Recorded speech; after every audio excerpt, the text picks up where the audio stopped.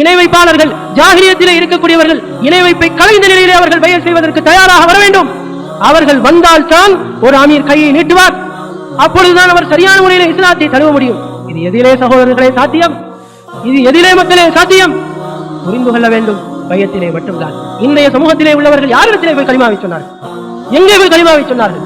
எப்போது சொன்னார்கள்? வெறுமனே கலிமாவை சொல்லிவிட்டு போவதாக இருந்தால் தாயத்தை தொங்க போட்ட மனிதர் வந்து பக்கத்திலே நின்று கொண்டு கலிமாவை சொல்லிவிட்டு போயிருப்பார்.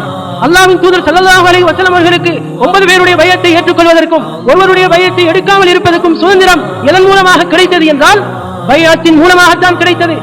இது பைஅத்தின் மூலமாகத்தான் சாத்தியம். இன்றைய சமூகத்துக்கு மத்தியிலே சரியான முறையிலே அல்லாஹ்வின் தூதர் ஸல்லல்லாஹு அலைஹி வஸல்லம் அவர்களுடைய காலத்திலே காணப்பட்ட வடிவமைப்பிலே இந்த ஷஹாதத்து கலிமாவை சரியான முறையிலே சொன்னவர்கள் யார் என்றால் ஜமாஅத்துல் முஸ்லிமீனை தவிர வேறு யாரும் கிடையாது.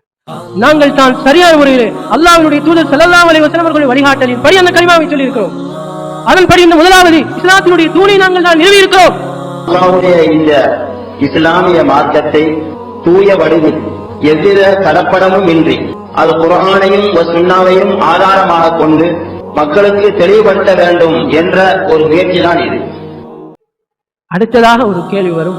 நபி ஸல்லல்லாஹு அலைஹி வஸல்லம் அவர்களிடத்திலே வாழ்ந்த, அவர்களுடைய காலத்திலே வாழ்ந்த நபி தோழர்கள் எல்லோரும் பைஅத் செய்திருப்பார்களா என்ற ஒரு கேள்வி வரும். இதற்கும் பதில் இருக்கிறது. நான் ஏற்கனவே ஒரு விஷயத்தை சொன்னேன். மக்கா வெற்றியின் போது சரணடைந்த ஆயிரக்கணக்கான மக்கள் பைஅத் செய்து இஸ்லாத்தை தழுவிக் கொண்டார். அதே போன்று நபி ஸல்லல்லாஹு அலைஹி வஸல்லம் அவர்களுடைய காலத்திலே ஹந்தக் என்ற ஒரு யுத்தம் நடைபெற்றது. அந்த யுத்தத்திலே அந்த சந்தர்ப்பத்திலே சஹாபாக்கள் தங்களுடைய தோள்களிலே மண்களை சுமந்து கொண்டிருக்கக்கூடிய அந்த சந்தர்ப்பத்திலே சொன்னார்கள். சஹீஹுல் புகாரி என்ற கிரந்தத்திலே 2835வது இலக்கத்திலே வரக்கூடிய செய்தி. இந்த மண்களை தங்களுடைய தோள்களிலே சுமக்கக்கூடிய அந்த நபி தோழர்கள் எப்படி சொல்லிக்கொண்டு சுமந்தார்கள் என்றால், நஹ்னுல்லதீன பாயஉ முஹம்மதா, நாங்கள் எல்லாம், நான் என்று சொல்லவில்லை, ஒரு சஹாபி நான் பைஅத் செய்தேன் என்று சொல்லவில்லை, அந்த எல்லா சஹாபாக்களும் ஆயிரக்கணக்கான நபி தோழர்கள் அந்த இடத்திலே கூடிதான் அந்த வேலையை செய்கிறார்கள். மதீனாவை சுற்றி அவர்கள் அகழி தோண்டுகிறார்கள். அந்த தோண்டக்கூடிய அந்த சந்தர்ப்பத்திலே மண்களை சுமந்து கொண்டு என்ன சொல்லுகிறார்கள் என்றால், நஹ்னுல்லதீன பாயஉ முஹம்மதா, நாங்கள் தான் முஹம்மது ஸல்லல்லாஹு அலைஹி வஸல்லம் அவர்களிடத்திலே பைஅத் செய்திருக்கிறவர்கள். எதன் அடிப்படையில் நாங்கள் பைஅத் செய்தோம் என்றால், அலல் இஸ்லாமி மா பகீனா அபதா, நாங்கள் உயிரோடு இருக்கும் காலமெல்லாம் இந்த இஸ்லாத்தின் அடிப்படையிலே நடப்போம் என்று இந்த இஸ்லாத்திற்கான அந்த பைஅத்தை நாங்கள் செய்திருக்கிறோம் என்று அவர்கள் சொல்லி சொல்லி அந்த மண்களை சுமந்தார்கள் என்ற செய்தி தெளிவான ஆதாரமாக இருக்கிறது. அந்த ஹந்தக் யுத்தத்திலே முழு காபிர்களும் ஒன்று சேர்ந்த யுத்தத்திலே முழு முஸ்லீம்களும் ஒன்று சேர்ந்திருக்க மாட்டார்களா? எல்லா முஸ்லீம்களும் ஒன்று சேர்ந்திருந்தார்கள். எல்லோரும் சேர்ந்து படிக்கக்கூடிய ஒரு கவிதை தான் இது. நாங்கள் அல்லாஹ்வின் தூதரிடத்திலே பைஅத் செய்திருக்கிறோம். எல்லா சஹாபாக்களும் சாட்சி சொல்லுகிறார்கள். எதன் அடிப்படையிலே நாங்கள் பைஅத் செய்திருக்கிறோம் என்றால், அலல் இஸ்லாம், இஸ்லாத்தின் அடிப்படையிலே நாங்கள் பைஅத் செய்திருக்கிறோம் என்று அவர்கள் சொல்லுகிறார்கள் என்று அல்லாஹ் என்று இந்த செய்தி எங்களுக்கு மிக தெளிவாக இருக்கிறது. அதே போன்று இந்த யுத்தத்துக்கு பிறகு நடந்த ஒரு யுத்தம் தான் ஹுனைன் யுத்தம், கடைசி யுத்தம். அல்லாஹ்வின் தூதர் ஸல்லல்லாஹு அலைஹி வஸல்லம் அவர்கள் வெற்றி கண்ட ஒரு கடைசி ஒரு யுத்தமாக இந்த ஹுனைன் யுத்தம் காணப்படுகிறது. இந்த யுத்தம் தொடர்பான ஒரு விஷயத்தையும் நாங்கள் சொல்ல வேண்டியிருக்கிறது. இன்று ஒரு சில செய்திகளை கொண்டு வருவார்கள். அதாவது உசாமா ரலியல்லாஹு அன்ஹு யுத்த களத்திலே லா இலாஹ இல்லல்லாஹ் என்று சொன்னவரை வெட்டியதை ஸல்லல்லாஹு அலைஹி வஸல்லம் அவர்கள் கண்டித்தார். ஏன் நீங்கள் வெட்டினீர்கள் என்று கேட்டார்கள். லா இலாஹ இல்லல்லாஹ் உங்களுக்கு எதிராக வந்தால் நீங்கள் என்ன சொல்லுவீர்கள் என்று கேட்டார்கள். அதே போன்று அஸ்லம் துலில்லா என்று ஒருவர் யுத்த களத்திலே சொன்னால் அவரை நீங்கள் வெட்டாதீர்கள் என்று ஸல்லல்லாஹு அலைஹி வஸல்லம் அவர்கள் சொன்னார்கள். அதே போன்று சபனா சபனா, நாங்கள் மதம் மாறிவிட்டோம் என்று சொன்னவர்களை கூட வெட்ட வேண்டாம் என்று ஸல்லல்லாஹு அலைஹி வஸல்லம் அவர்கள் தடுத்திருந்தார்கள். அல்லாஹ் தஆலா குர்ஆனிலே சொல்கிறான், யுத்தம் செய்கின்ற பொழுது நீங்கள் தெளிவான பார்வையோடு யுத்தம் செய்யுங்கள். யாராவது அந்த யுத்த களத்திலே வந்து உங்களோடு நாங்கள் சமாதானமாகிக் கொள்கிறோம் என்று அவர்கள் சொன்னால், லஸ்த மூமினா, விசுவாசி இல்லை என்று நீங்கள் அந்த இடத்திலே அவருடைய சொத்தை பறிப்பதற்காக நீங்கள் கொண்டு விடாதீர்கள். அந்த இடத்திலே நீங்கள் கொல்லக்கூடாது என்பதை அல்லாஹ்வினுடைய தூதர் ஸல்லல்லாஹு அலைஹி வஸல்லம் அவர்களும் அல்லாஹ்வும் வலியுறுத்தி சொல்லியிருக்கிறார். எனவே அந்த இடத்திலே ஒருவர் அந்த யுத்த களத்திலே லா இலாஹ இல்லல்லாஹ் சொல்லுவார், அதே போன்று அஸ்லம்து லில்லாஹ் சொல்லுவார், சபனா என்று சொல்லுவார், அல்லது அஸ்ஸலாமு அலைக்கும் என்று சொல்லுவார், அல்லது ஒரு வெள்ளை கொடியை கொண்டு வருவார். ஏதோ தான் சரணடைந்திருக்கிறேன், சரணடைய போகிறேன், உங்களோடு நான் சேரப்போகிறேன் என்பதை காட்டும் முகமாக ஏதோ ஒரு அமைப்பிலே அவர்கள் அந்த சைக்கிளை செய்வார். ஆனால் அந்த யுத்த களத்திலே அந்த இதை செய்யக்கூடியவர்கள் எல்லோருக்கும் அந்த யுத்த பதற்றங்கள் எல்லாம் முடிந்ததற்கு பிறகு அல்லாஹ்வின் தூதர் ஸல்லல்லாஹு அலைஹி வஸல்லம் அவர்கள் பைஅத் எடுப்பார்கள். அவர்களை கொண்டு வர சொல்லி அவர்களிடத்திலே பைஅத் எடுத்திருக்கிறார்கள் என்ற ஒரு செய்தி நாங்கள் தெளிவாக பார்க்கிறோம். சுனன் அபூதாவூத் என்ற கிரந்தத்திலே 3194. எந்த வகையில் பார்த்தாலும் இறுதி அல்லாஹ்வின் தூதர் ஸல்லல்லாஹு அலைஹி வஸல்லம் அவர்கள் மேற்கொண்ட ஒரு யுத்தமாக, இறுதி சந்தர்ப்பமாக அது இருக்கிறது. ஹுனைன் யுத்தம் மக்கா வெற்றிக்கு பிறகும் நடந்த ஒரு யுத்தமாக இந்த யுத்தம் காணப்படுகிறது. இது ஒரு நீண்ட ஒரு சம்பவம் என்றாலும் சுருக்கமாக சொல்லுவதாக இருந்தால், அனஸ் இப்னு மாலிக் ரலியல்லாஹு அன்ஹு அவர்கள் சொல்லுகிறார்கள், இந்த யுத்தத்திலே ஆரம்பத்திலே முஸ்லிம்களுக்கு கடுமையான ஒரு தோல்வி ஏற்பட்டது, பின்னடைவு ஏற்பட்டது. இதிலே ஒரு மனிதர் இருந்தார், முஸ்லிம்களை கடுமையாக தாக்கிக் கொண்டிருந்தார். எதிரிகளிலே உள்ள ஒரு மனிதராக அவர் இருந்தார். ஒரு சஹாபி என்ன செய்தார்கள் என்றால், இவர் முஸ்லிம்களை தாக்குகின்ற அந்த விடயத்தை பார்த்து, இவர் மட்டும் என்னுடைய கையிலே கிடைப்பாராக இருந்தால் அல்லாஹ்வுடைய பேரிலே நேர்ச்சி வைக்கிறேன், இவரை நான் கொன்று விடுவேன் என்று அந்த சஹாபி நேர்ச்சி வைத்தார். எனவே ஆரம்பத்திலே தோல்வியை நோக்கி போய்கொண்டிருந்த நபி ஸல்லல்லாஹு அலைஹி வஸல்லம் அவர்களுடைய படை அல்லாஹ்வுடைய உதவியின் காரணமாக நிலைமை மாறி அவர்கள் வெற்றி கொண்டு அந்த யுத்தத்திலே பல பேர் சரணடைந்தார்கள். இந்த சரணடைந்தவர்களை எல்லாம் கொண்டு வரப்பட்டது. எதற்காக கொண்டு வரப்பட்டது? இவர்கள் ஏதோ ஒரு வார்த்தையை சொல்லி லா இலாஹா இல்லல்லாஹ் சொல்லியிருப்பார்கள், தபல்னா என்று சொல்லியிருப்பார்கள், ஏதோ ஒன்றை சொல்லி அவர்கள் சரணடைந்திருப்பார்கள். இவர்களை கொண்டு வரப்பட்டது. ஏன் கொண்டு வரப்பட்டது? இஸ்லாம், இஸ்லாத்தை ஏற்றுக்கொள்வதற்காக, பைஅத் எடுப்பதற்காக அவர்களை கொண்டு வரப்பட்டது என்று அனஸ் இப்னு மாலிக் ரலியல்லாஹு அன்ஹு அறிவிக்கிறார். அப்ப இந்த சந்தர்ப்பத்திலே தான் இந்த யுத்தத்திலே கடுமையாக போரிட்ட அந்த மனிதரும் வந்தார், நேர்ச்சி செய்த நபித்தோழரும் வந்தார். நேர்ச்சி செய்த நபித்தோழர் அல்லாஹ்வின் தூதரிடத்திலே சொன்னார், அல்லாஹ்வின் தூதரே இதோ இருக்கிறார், இந்த மனிதரை நான் கொல்ல வேண்டும் என்று நேர்ச்சி வைத்திருக்கிறேன் என்றார். ஸல்லல்லாஹு அலைஹி வஸல்லம் அவர்கள் வந்த ஒவ்வொரு மனிதரிடத்திலும் பைஅத் செய்து அவர்களை இஸ்லாத்திற்குள்ளே எடுத்துக் கொண்டிருக்கிறார்கள். இந்த கடுமையாக போரிட்ட அந்த மனிதர், முஸ்லிம்களை தாக்கிய மனிதரும் வருகிறார். வந்து அல்லாஹ்வின் தூதர் ஸல்லல்லாஹு அலைஹி வஸல்லம் அவர்களிடத்திலே சொல்கிறார், யா ரசூலல்லாஹ் துபுது இலல்லாஹ். என்ன வார்த்தையை சொல்கிறார்? அல்லாஹ்வின் தூதரே, நான் அல்லாஹ்விடத்திலே தௌபா செய்து மீண்டு விட்டேன். இவர் யார்? முஸ்லிம்களை கருவறுத்த ஒரு மனிதர். சஹாபி நேர்ச்சி வைத்தாரே கொல்லுவேன் என்று, அந்த மனிதர் வந்து சொல்லுகிறார், யா ரசூலல்லாஹ், அல்லாஹ்வினுடைய தூதர் என்பதை ஏற்றுக்கொண்டுதான் யா ரசூலல்லாஹ் என்று அழைக்கிறார். அல்லாஹ்வினுடைய தூதரே, நான் அல்லாஹ்விடத்திலே தௌபா செய்து கொண்டு விட்டேன். இந்த சந்தர்ப்பத்திலும் ஸல்லல்லாஹு அலைஹி வஸல்லம் அவர்கள் இவரிடத்திலே பைஅத் எடுக்காமல் பார்த்து கொண்டிருக்கிறார்கள். இந்த நேர்ச்சை செய்த மனிதர் இவரை கொல்ல வேண்டும் என்பதற்காக.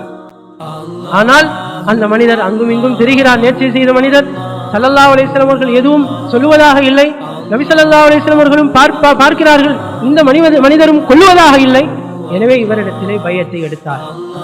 எடுத்ததற்கு பிறகு அந்த மனிதர் வந்து கேட்டார், அல்லாஹ்வின் தூதரே, என்னுடைய நேர்ச்சை. சொன்னார்கள், இப்பொழுது ஒன்றும் செய்ய முடியாது, அவர் பைஅத் செய்து விட்டார்.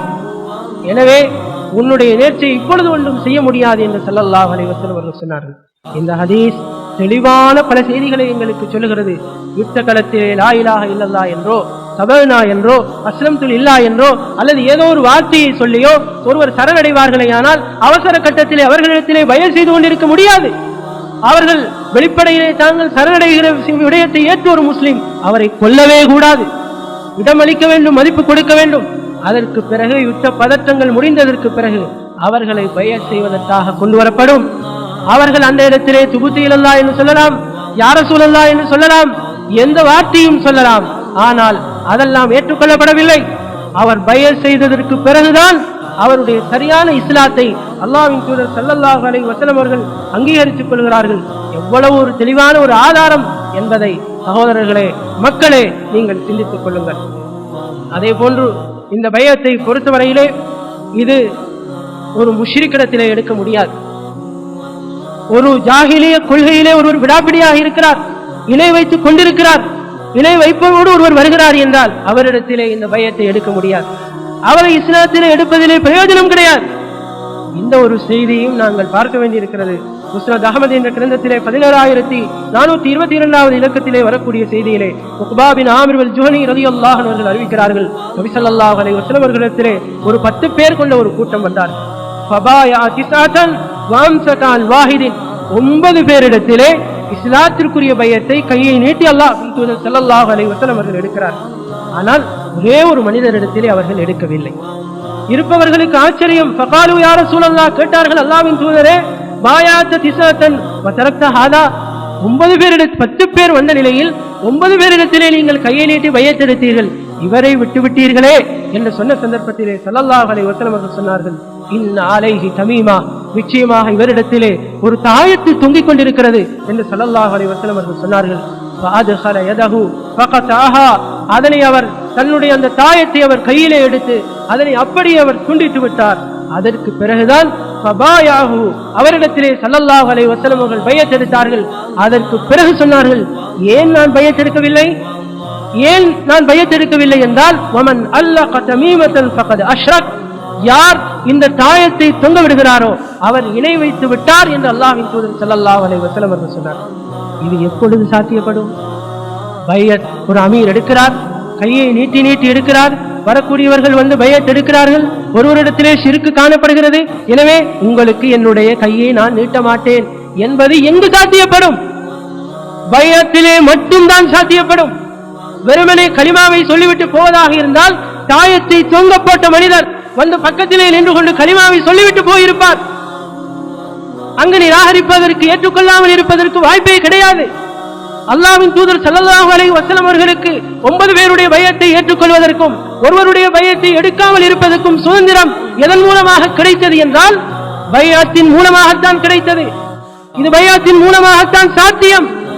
இணை வைப்பாளர்கள், ஜாஹிலியத்திலே இருக்கக்கூடியவர்கள் இணை வைப்பை கலைந்த நிலையிலே அவர்கள் பையத் செய்வதற்கு தயாராக வர வேண்டும். அவர்கள் வந்தால் தான் ஒரு அமீர் கையை நீட்டுவார். அப்பொழுதுதான் அவர் சரியான முறையில் இஸ்லாத்தை தழுவ முடியும். இது எதிலே சகோதரர்களே சாத்தியம்? இது எதிலே மக்களே சாத்தியம்? புரிந்து கொள்ள வேண்டும், பையத்திலே மட்டும்தான். வெறுமனே வந்து தூரத்திலே நின்று கொண்டு கலிமாவை சொல்வதிலே சாத்தியம் கிடையாது. அவர்கள் சொல்லிவிட்டு போய்விடுவார்கள், சிறுக்கு இருந்து கொண்டே இருக்கும். ஏற்றுக்கொள்ளவில்லை என்றாலும் நீங்க ஏற்றுக்கொள்ள, நீங்க யாரு அவர்கள் கேட்பார்கள். ஆனால் ஒரு இஸ்லாமிய ஒரு சரியான ஒரு அமைப்பு பையத் வடிவம் வருமாக இருந்தால் அந்த இடத்திலே இணை வைப்பவர்களிடத்திலே பையத் எடுப்பதற்கு, இணை வைப்போடு பையத் எடுப்பதற்கு ஒரு அமீர் கையை நீட்ட மாட்டார். எனவே இதெல்லாம் நாங்கள் புரிந்து கொள்ள வேண்டிய விடயமாக இருக்கிறது. எனவே இன்றைய காலகட்டத்தில் இன்றைய சமூகத்துக்கு மத்தியிலே சரியான முறையிலே அல்லாஹ்வின் தூதர் ஸல்லல்லாஹு அலைஹி வஸல்லம் அவர்களுடைய காலத்திலே காணப்பட்ட வடிவமைப்பிலே இந்த ஷஹாதத்து கலிமாவை சரியான முறையிலே சொன்னவர்கள் யார் என்றால் ஜமாஅத்துல் முஸ்லிமீனை தவிர வேறு யாரும் கிடையாது. நாங்கள் தான் சரியான முறையிலே அல்லாஹ்வினுடைய தூதர் ஸல்லல்லாஹு அலைஹி வஸல்லம் அவர்களுடைய வழிகாட்டலின் படி அந்த கலிமாவை சொல்லி இருக்கிறோம். அதன்படி இந்த முதலாவது இஸ்லாத்தினுடைய தூணை நாங்கள் தான் நிறுவி இருக்கிறோம். இன்றைய சமூகத்திலே உள்ளவர்கள் யாரிடத்திலே போய் கலிமாவை சொன்னார்கள்? எங்கே போய் கலிமாவை சொன்னார்கள்? எப்போது சொன்னார்கள்? நாங்கள் மட்டும் இந்த கேள்வியை கேட்கவில்லை. அவர்களில் உள்ளவர்களே, பெரும் பெரும் உலமாக்களே மக்களை பார்த்து இந்த கேள்வியை கேட்பதை நாங்கள் பார்க்கிறோம். எனவே சிந்திக்க வேண்டும். கலிமாவை சொல்லுவதற்கு ஒரு வடிவம் இருக்கிறது, தொழுவதற்கு ஒரு வடிவம் இருக்கிறது. நான் நினைத்தது போன்று சொல்ல முடியாது, நான் நினைத்தது போன்று நோன்பு வைக்க முடியாது, நான் நினைத்தது போன்று ஹஜ் செய்ய முடியாது. ஸல்லல்லாஹு அலைஹி வஸல்லம் அவர்களுடைய காலத்தில் அந்த அருமை தோழர்கள் எப்படி அந்த இஸ்லாத்தை சமர்ப்பித்தார்களோ, அவர்களுடைய ஜாஹிலியத்தில் இருந்து அவர்கள் வெளியே வந்தார்களோ, எப்படி அந்த கலிமாவை அவர்கள் சமர்ப்பித்தார்களோ, அதுதான் சரியான முறையிலே அந்த கலிமாவை நிறைவேற்றுவது, அதுதான் அந்த சரியான முறையிலே அந்த கலிமாவை நடைமுறைப்படுத்துவது என்பதை அனைத்து மக்களும் நாங்கள் விளங்கிக் கொள்ள வேண்டியிருக்கிறது.